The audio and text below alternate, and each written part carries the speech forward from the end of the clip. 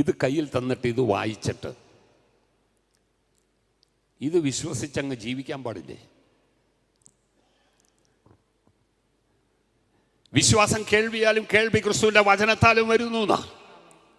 ഈ വചനം വായിക്കുമ്പോൾ എന്തുണ്ടാകണം? വിശ്വാസം. വിശ്വാസത്താൽ നടക്കണം. വെളിച്ചത്തിൽ നടക്കും എന്ന് പറയുന്നത് ശരി തന്നെ, വിശ്വാസത്തിൽ നടക്കണം. ഇപ്പം നടപ്പെങ്ങനെയെന്ന് ഇനി പറയാൻ പോയി കഴിഞ്ഞാൽ അത് മാത്രം പറയേണ്ടി വരും. സ്തോത്രം.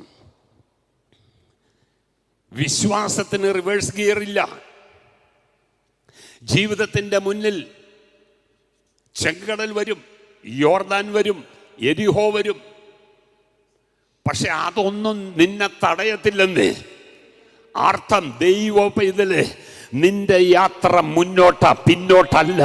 നിന്നെ തടയുന്ന ശക്തികൾ വരത്തില്ല എന്നല്ല.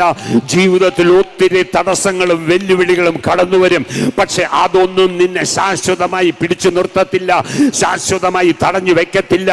അതിൽ കൂടെ നിന്നെ കൊണ്ടുപോകുന്ന ഒരു ദൈവമുണ്ട്. ചില പ്രതിസന്ധികൾ കണ്ട്, ചില ബ്ലോക്കുകൾ കണ്ട് ഇന്ന് പകൽക്കാലം നീ ഭാരപ്പെട്ട ഇരിക്കുന്നതെങ്കിൽ ഇന്ന് പകൽക്കാലം ആ ബ്ലോക്കുകൾ മാറ്റുന്ന ദൈവമാ ഞാൻ നിങ്ങളും സേവിക്കുന്ന ദൈവം.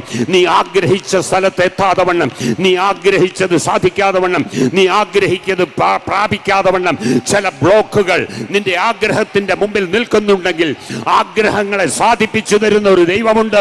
ഇന്ന് പകൽക്കാലം ആ ഒരു ദൈവകൃപ യേശുവിന്റെ നാമത്തിൽ വ്യാപരിക്കട്ടെ.